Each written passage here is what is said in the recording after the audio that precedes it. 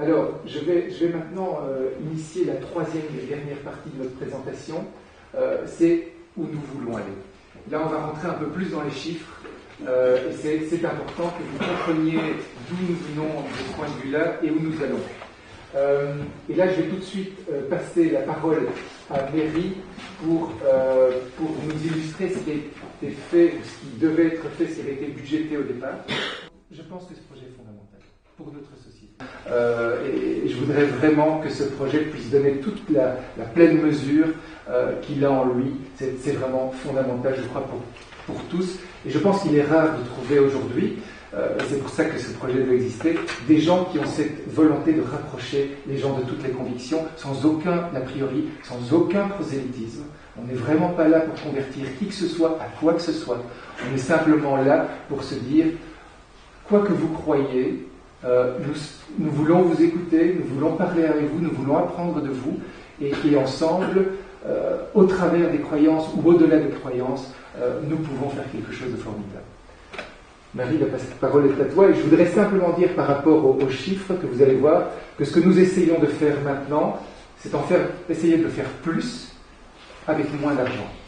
Je crois que c'est dans l'air du temps, mais là, vous allez voir, je pense qu'on peut y arriver de manière assez efficace. Mais nous travaillons en équipe, non seulement l'équipe du day-to-day, qui est sur le terrain et qui s'occupe de tous les jours, on fait ça vraiment en équipe, mais aussi de votre participation, parce qu'un soutien comme celui que vous nous montrez nous porte également, parce que le day-to-day n'est pas toujours très facile.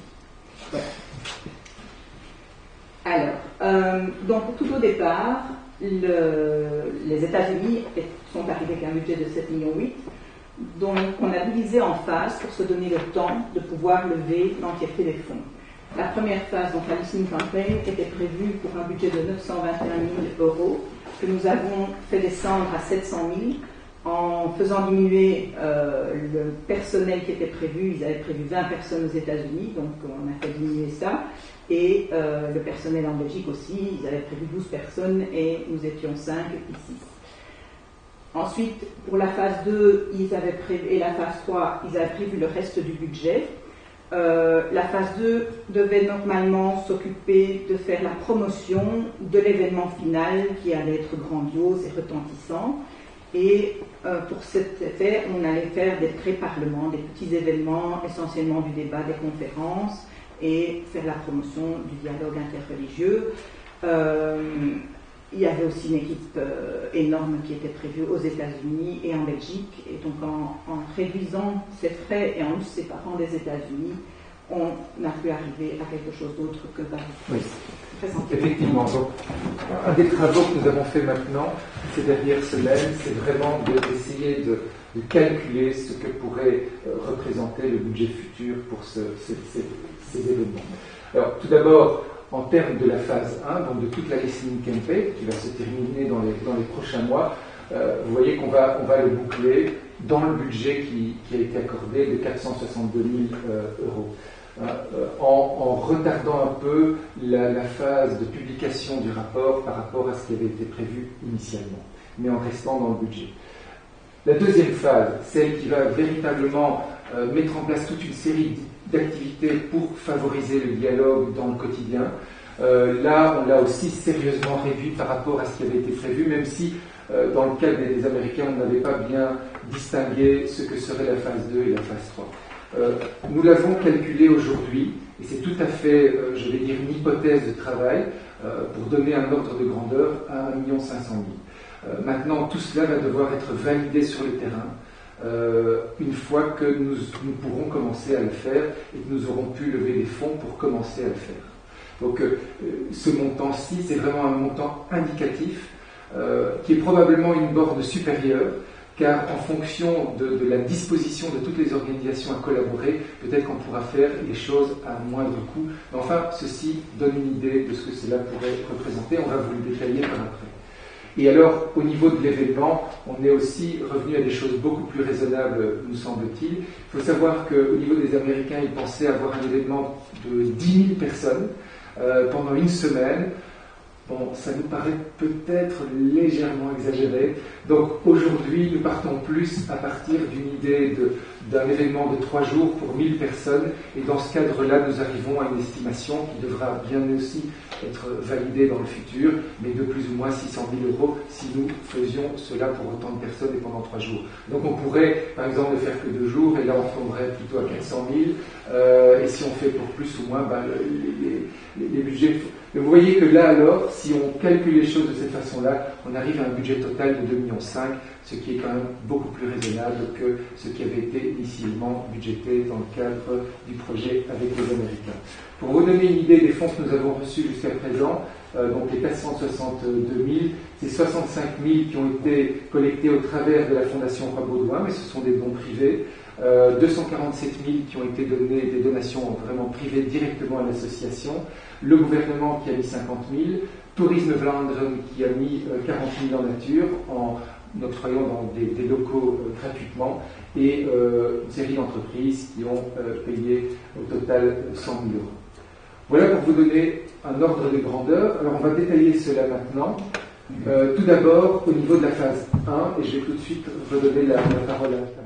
Les promesses de dons s'élevaient à 462 850 €. Comme vous l'ont dit mes collègues, le travail était très, très intense pour cette première partie donc, de la phase 1. On y a dépensé 338 000 € sur 7 mois. Alors, pour la prochaine partie du budget que nous allons employer, donc pendant 3 mois, on va surtout s'atteler à faire l'analyse, à sortir toute la matière de tout ce qu'on a récolté, d'en faire un rapport préliminaire qui sera présenté fin mars. Et donc, les 3 derniers mois, jusqu'à fin août, nous allons passer à l'écriture, la mise en page, l'illustration et la compilation du rapport final et la traduction également. Ça, c'est pour ce qui concerne la phase 1. Donc là, on reste dans le budget. La durée est un peu plus longue, mais fondamentalement, on respecte les engagements qui avaient été pris. Maintenant, passons à la phase 2. Et là, nous avons réfléchi ensemble sur base de ce que nous avons appris au travers de la Listening Campaign pour identifier 4 grands piliers d'activité qui pourraient être mis en place pendant cette phase 2, pour autant bien sûr que nous puissions lever les fonds pour le faire. Et là, ces 4 piliers sont les suivants. Tout d'abord, tout ce qui concerne l'échange d'idées, tout ce qui concerne le fait de créer au travers des arts, tout ce qui concerne le partage et tout ce qui concerne le fait de grandir. Et là, Myriam, Lisbeth et Hicham Emery vont vous expliquer les initiatives qui pourraient être prises dans ce sens. Je tiens tout de suite à dire que tout ce qui va être présenté ici ne sont pas des initiatives que nous voulons imposer, mais au contraire, qui sont des propositions que nous allons tester et valider avec le terrain dans les prochains mois, et voir là où on peut soutenir des initiatives qui vont dans ce sens et qui existent déjà, ou alors en créer, en stimuler de nouvelles. De eerste pillar, die exchange, dus zoals Laurent net heeft gezegd, we gaan binnenkort in de volgende fase gaan we naar de organisaties, terug naar de gemeenschap en we gaan vragen wat willen jullie doen? Wat zien jullie er omtrent dit onderwerp interreligieus en interreligieuze dialoog zitten? We gaan met hun aan tafel zitten en we gaan met hun samen bedenken wat voor hun lijkt dat voor hun mensen, hun publiek, hun basis interessant is om rond dit onderwerp te werken. Wij denken daaraan over verschillende conferenties en debatten. Maar wat tijdens de luistercampagne ook heel erg naar voren is gekomen, is dat heel wat mensen nood blijken te hebben aan een gemeenschappelijke plaats, een permanente gemeenschappelijke plaats voor stilte en reflectie. En daar willen wij in de volgende fase aan werken. Ce qui est important, donc, par rapport à ces différentes activités qu'on pourrait mener dans le cadre de ce pilier, on a fait une estimation à ce stade de 240 000 € pour toutes ces activités.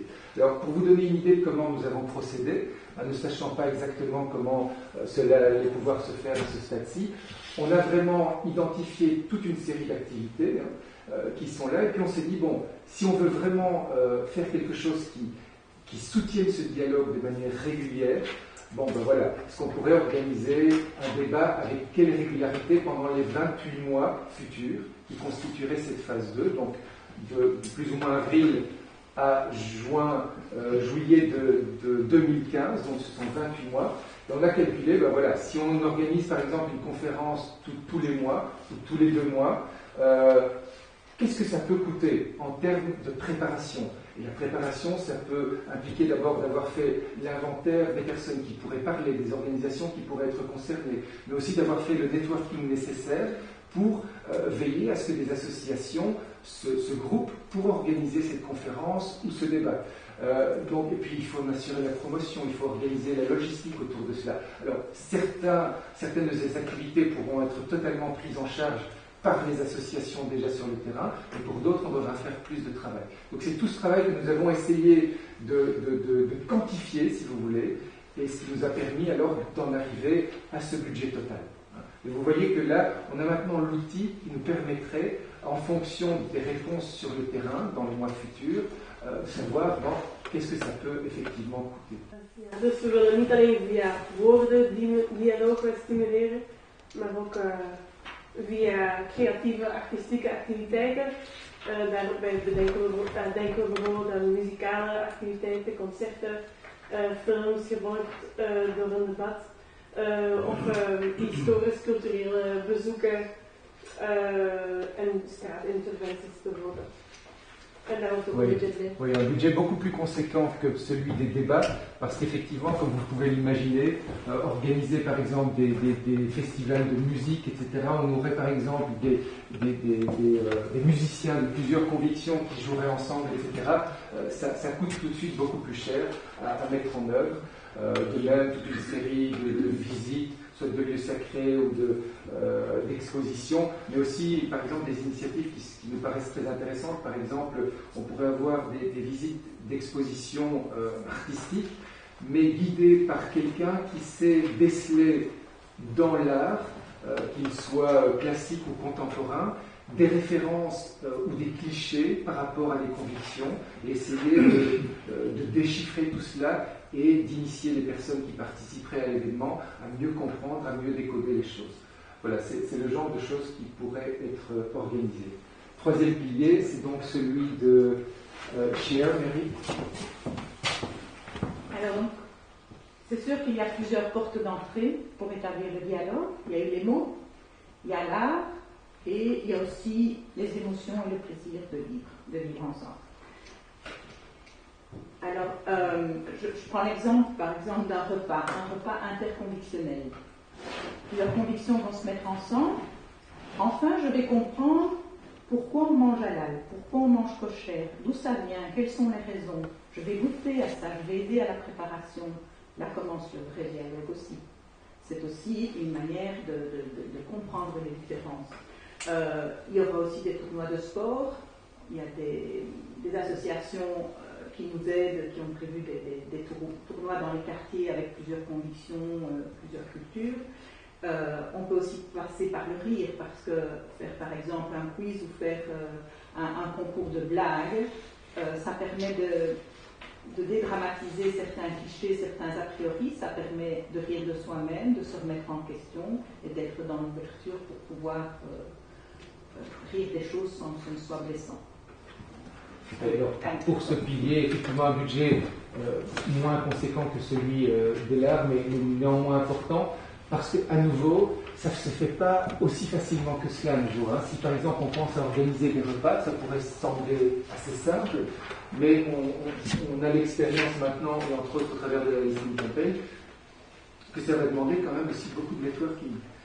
Pour, par exemple, faire en sorte que la communauté chrétienne invite la communauté musulmane, juive et d'autres à manger ensemble. Ça ne se fait pas comme ça en un tour de main. Il faut que ça se prépare, qu'on pense à tous les détails pour que justement l'expérience se passe le plus simplement, mais aussi le plus positivement possible. D'autres choses qui paraissent évidentes et pourtant aujourd'hui elles ne sont pas suffisamment organisées, c'est permettre à des chrétiens d'aller prier dans une mosquée ou inversement et d'être accompagnés pour le faire. Aujourd'hui, ce n'est pas impossible de le faire, mais ça ne se fait souvent pas, tout simplement parce qu'il y a toute une série de barrières invisibles qui ne facilitent pas le fait que ça se fasse. Donc tout ça prend du temps et donc également de l'argent. dernier pilier, Hicham.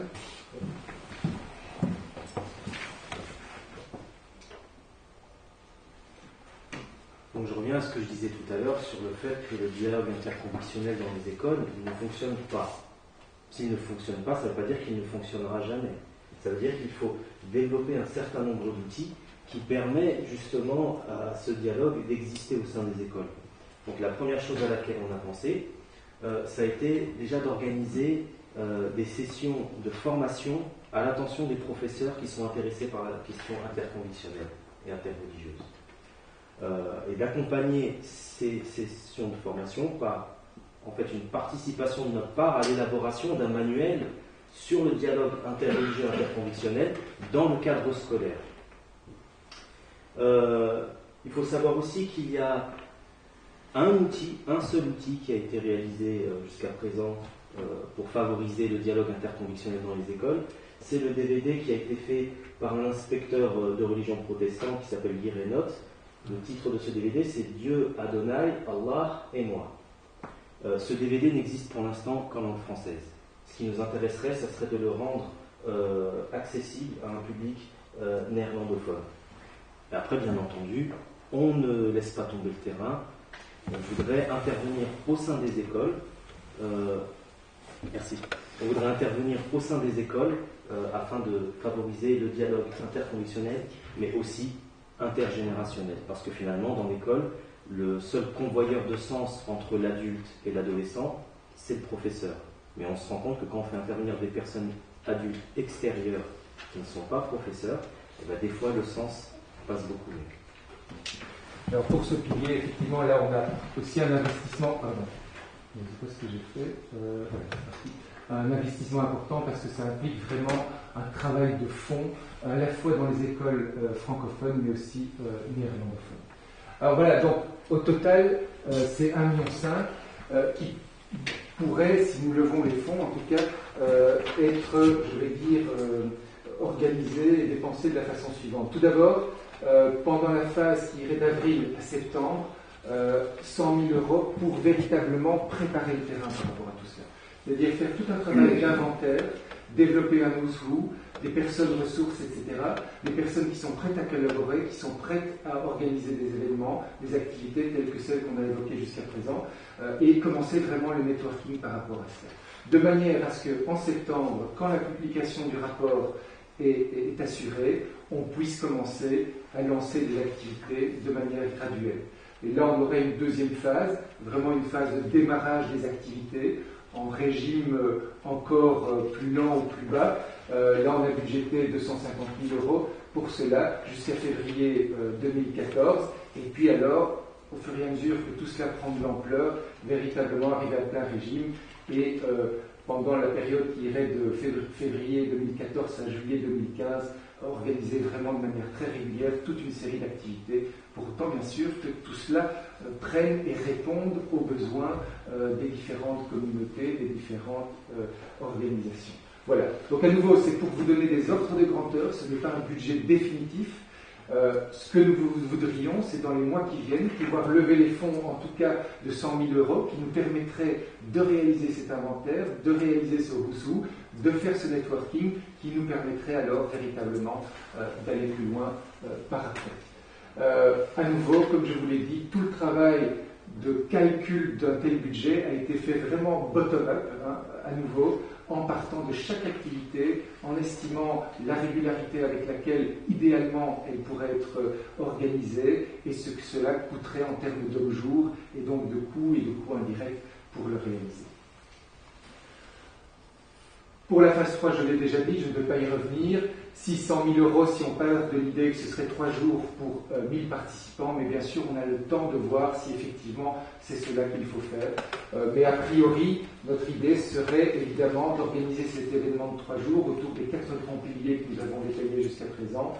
Donc Exchange, Create, Share et Grow. Fondamentalement, cet événement serait l'occasion de partager toutes les bonnes pratiques que nous aurions récolté au travers de l'organisation des événements pendant les 28 mois qui précéderaient, et vraiment de célébrer tout ce qui aurait été fait, mais ce ne serait pas une finalisation du projet. Ce serait, nous l'espérons, si cela marche, le début d'une nouvelle phase, d'une quatrième phase, qui alors poursuivrait le dialogue interconfessionnel au travers d'activités, mais alors où probablement, nous l'espérons en tout cas, les choses seraient encore plus prises en charge par les différentes associations, les différentes communautés, et donc ne requerraient plus les fonds que nous aurions mis en œuvre et dépensés pour lancer la machine pendant les 28 mois jusqu'à août 2015, si nous l'organisons effectivement à cette date. Peut-être un mot à nouveau, on a décidé aussi de reporter l'échéance à 2015, parce que 2014, ça tombait mal à plusieurs égards, notamment que c'était aussi la fête du début de la guerre de 14, donc il y a toute une série de célébrations à cette occasion-là, et qu'en plus on se disait, finalement, cette célébration, ce n'est pas une fin en soi, et donc il faut qu'elle soit bien construite, et donc donnons-nous le temps véritablement de lancer ce dialogue. Voilà, c'est fondamentalement ce qui nous a animés en ce sens. Voilà pour l'essentiel. Alors maintenant, pour terminer, pour vous laisser nous poser toutes les questions que vous voudrez par rapport à ce projet, je passe la parole à Pierre, parce que pour gérer un tel projet, nous allons devoir mettre en place une gouvernance qui va le permettre. Merci. Donc voilà, nous avons songé à regrouper différents centres de réflexion et de décision pour animer ce projet, où nous retrouverons, je commencerai par le Honorary Committee, où nous pensons que les tenants ou les représentants des principales convictions dans notre pays devraient être, on devrait établir un dialogue avec ces représentants. Là, nous ne pouvons pas, surtout que nous avons ce message de la base qui nous semble tellement important, nous ne pouvons pas les laisser ignorer ce que nous avons récolté. Et il y a une collaboration qui doit s'instaurer, il y a des échanges d'idées qui doivent se faire. L'executive committee, mais je pense que nous l'avons vu à l'œuvre ce soir, principalement, je pense que ce sont nos trois représentants du terrain qui étaient parmi nous ce soir. C'est bien entendu Laurent qui anime.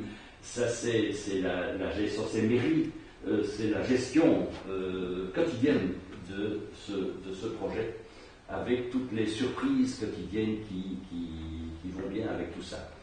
Il y a un steering committee.